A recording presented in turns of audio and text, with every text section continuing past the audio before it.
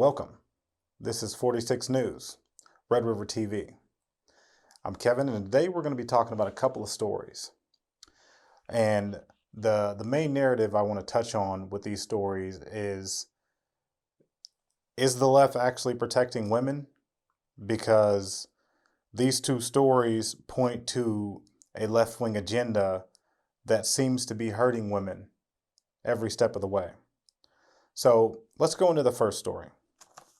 First story is from LifeSite News, and the title is Man Who Claims He's Female Accused of Raping Inmates at a Woman's Prison.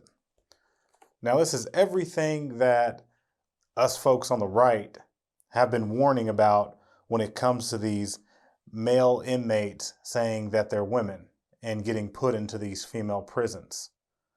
Multiple rape accusations happening in a lot of different cases. They're having a lot of different problems in England. The UK, they're having problems in American prisons. And this is just one story right here. And actually in this story, they're actually claiming that the Bureau of Prisons actually covered up these allegations. So let's go into this story a little bit. So this story is out of LifeSite News, and starting off, WTTW reports that Jane Doe, an inmate at Illinois Logan Correctional Center, filed a federal lawsuit last week against officials with the State Department of Corrections for allegedly allowing her to be sexually assaulted by Andre Patterson, a male inmate who identifies as a woman under the name Jana Monroe, last year. So what the woman is claiming is that not only did this man, the man who's claiming to be a woman, transitioning into a woman, raped her last year, and that the prison actually covered it up. Now, as we go into the story, you'll get to see how absurd this actually goes. The suit claims that following the attack, which the state allegedly covered up with a sham investigation, was coerced into recanting, then pushed for filing a false police report.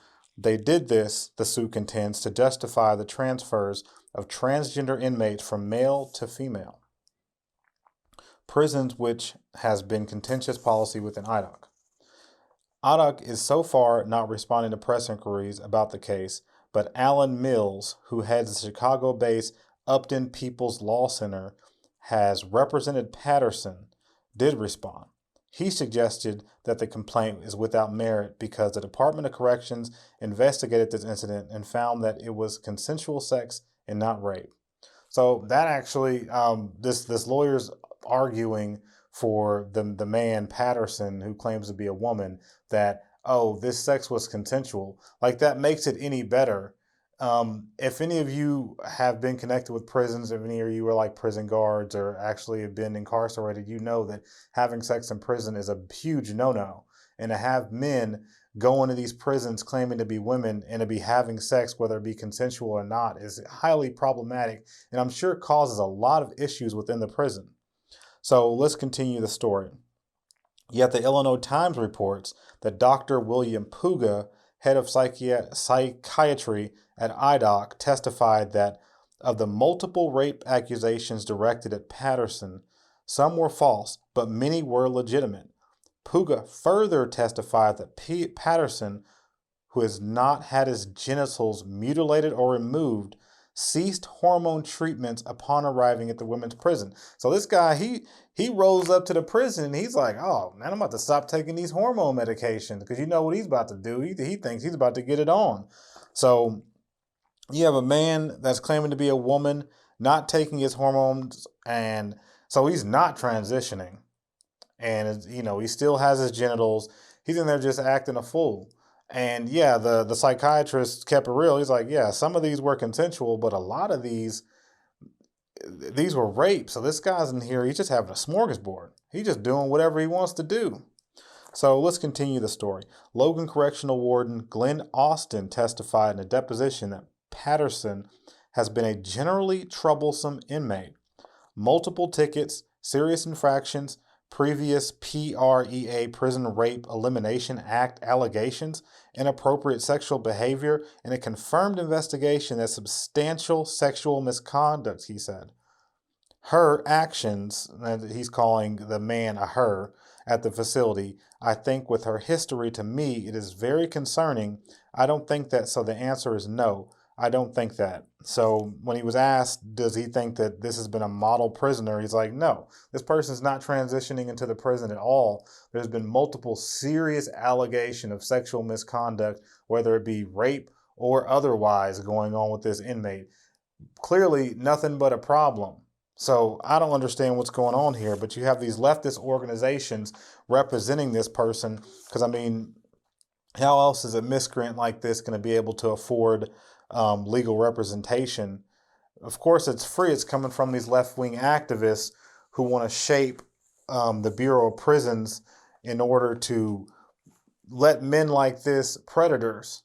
And they even go on in this story to talk about the UK, where in the UK they've been having issues with prisoners doing the exact same thing, and they're being represented by left-wing groups. So who's standing up for women in these situations? I see conservatives standing up for women, saying that no, we can't let men go in here. If anything, we need to have a third prison where if you're a transgender or you're suffering from gender dysphoria, then you need to be in these separate prisons. But no, that's discrimination. So if you don't care about prisoners, that's fine. If you don't care if they get raped and all those other things, that's fine. But let's talk about a little something else where transgenders are infiltrating, and that's in your schools. This is actually an elementary school. This story is out of Empower, Wisconsin. So the headline is, Teachers Union Demands Kids Share Bathrooms with Transgender Educators. So now we have educators who are transgender, and they are men transitioning into women, and they want to use the bathroom with the little girls at the school. And in fact, in this story, they made a rule that said that the transgenders, or all teachers, all staff, have to use this single-use bathroom. And this transgender teacher got with another left-wing law firm and decided that, nope, I'm going to do what I want to do anyway. I'm going to go right across the hall to this little kid's bathroom, and I'm going to use that one. So that's what's going on in your elementary school. So let's go into the story a little bit. As the Madison Metropolitan School District faces a lawsuit over its policy on student gender identity, it's being accused of discriminating against transgender teachers in the bathroom. On Tuesday, Madison Teachers Inc. Madison Teachers Inc. That's the name of the union. It's like they have their own. They're incorporated. It's insane. These teachers unions are just out of control. Fired a press release asserting it supports equal restroom access for MMSD students and staff. The union doesn't like the district's directive to Frank Al's elementary school staff to limit their use of restroom facilities to a single-person restroom. The union's Equity and Diversity Committee, so this union, Teachers Inc., as a union, as an Equity and Diversity Committee, you can't make this stuff up. I mean, if you don't see the agenda happening right here with these teachers and these schools, it's just, I don't know what to tell you. Whether it's the colleges or whether it's our public school system, I mean, just completely infiltrated. So let's move on. The union's Equity and Diversity Committee, as well as MTI's Board of Directors, released a statement saying that they stand with Vic Steele, that's the name of the man transitioning into a woman, and all our transgender, non-binary, lesbian, gay, bisexual, queer, or questioning intersex, and asexual or allied, oh my gosh, LGBTQIA. And they're actually leaving off some, because I think it's a LGBTQIAAP. Anyway, I digress. So you just kind of see what's going on here, where the transgenders, they'll try to pull in the lesbians and the gays and all these other, they try to pull the whole thing in. And even at times you'll see these left-wing groups, they'll tie in the LGBTQ people and they'll tie in African Americans and Hispanics. So they'll try to put us all under one roof. Well, I can tell you right now, I don't want to be connected with those people at all. And I resent the fact that these people are trying to connect race with sexual choice or sexual orientation. So let me continue this story. Steele is a transgender science teacher at Frank Ailes In a letter published in Our Lives magazine last month, Steele claims that she used the woman's girls' bathroom across from her. No, she didn't use the woman's girls' bathroom across from her classroom. She used the little girls' bathrooms in a bathroom in an elementary school from her classroom beginning in January after coming out last March. So this woman's starting trouble. I mean, the second she comes out transitioning from male to female, she immediately starts using the bathroom, just causing trouble, trying to get legal precedent. That's all they're trying to do. They're trying to get legal precedent so they can establish case law so they can do this across the country. The district received a complaint and asked the elementary school's principal to come up with a policy barring staff from using the same bathrooms as students. So this complaint, if you read on in the story, actually was a little girl who didn't feel comfortable with this grown man using the bathroom with her. So she went and told her mom, and her mom called the school and said, look, my daughter doesn't feel safe in there. She doesn't want a big grown man in there with her using the bathroom. And the school principal, being reasonable, said, you know what, all staff need to use this single-use bathroom. And all of a sudden, boom, left-wing groups fire into gear. And this is some anti-LGBTQIALMNOP freaking thing going on now. So let's continue with the story. MMSD spokesman Tim LaMounds recently told the Cap Times that Frank Allies, I don't know how to say this name, elementary school parent whose child reported feeling uncomfortable using a children's bathroom contacted the district to ask about what district practice is regarding adults using children's bathrooms. Steele wrote on Facebook, and this is the transgender, she wrote on Facebook, she wasn't following the district's orders. She's still using the little girl's bathroom across from her classroom. So there you go right there. I mean, these teachers, they're indignant, they're activists, and they have an agenda, and they're after your kids. Just know that. Because every time you see these stories, it's some crazy left-wing teacher trying to indoctrinate their kids or trying to shove something in their faces. I mean, this is your job. You don't need to be at work. You know, I'm a very conservative person, but I don't go to work pushing my agenda on my job and then saying, oh, well, you have to accept it because I'm a part of some group or something like that. No, this is your job. Leave that political stuff at home.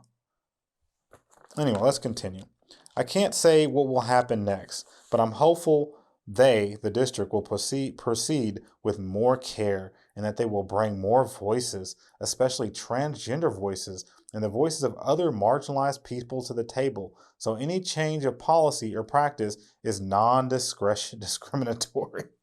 Oh my gosh, man. I love how the LGBT community, and I'm not even saying the LG, like the gay and the lesbian part. I'm talking about the transgenders and all these other whatevers have co-opted the language that we used in the civil rights era to gain access to spaces that people that racist Americans were keeping us out of, or the government, what have you. I love that they've co-opted that same language and now they're using it to shoehorn in their agenda. It's completely disgusting. So on Tuesday, the Wisconsin Institute for Law and Liberty filed a lawsuit alleging district policies that enable children at any age to change their gender identity at school without parental notice or consent violate the Constitution. So as an aside, they kind of threw this last part in here and they talk about how the Institute for Law and Liberty, that's a more conservative law firm. They filed a lawsuit against the district's policy that enabled children at any age to change their gender identity at school without parental notice or consent. So if you don't think there's an agenda here, why else would they have to do that? I mean, me and my wife, we've read stories where there are school districts, I think in Illinois, and in California, if your child is pregnant, the school can facilitate your child getting to go to Planned Parenthood and have an abortion without you knowing. They can facilitate your child transitioning from male to female. They can go the whole process. They can have them go to counseling. They can have a counselor diagnose them. They can do all this stuff without you even knowing. And, this is why me and my wife, as hard as it is and as much work as it is, we homeschool our kids. And it is a lot of work and it's a headache. And I will say, if you have the means to do so, I know a lot of people don't have the means to do so. I've been blessed, and we've been blessed for the financial means and the time to actually do this for our children. And it's tough, even with all those resources. It's tough in the support network. It's really tough.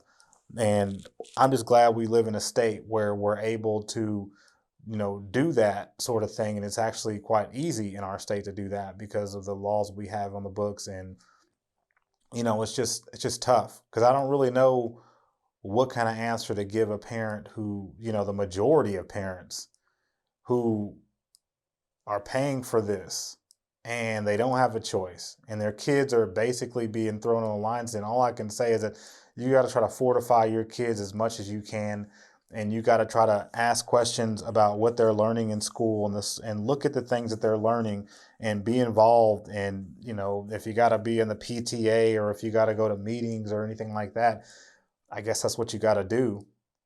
I really, this is like a nightmare for me, knowing that maybe one day my kids might have to go to a public school, because more than likely they will.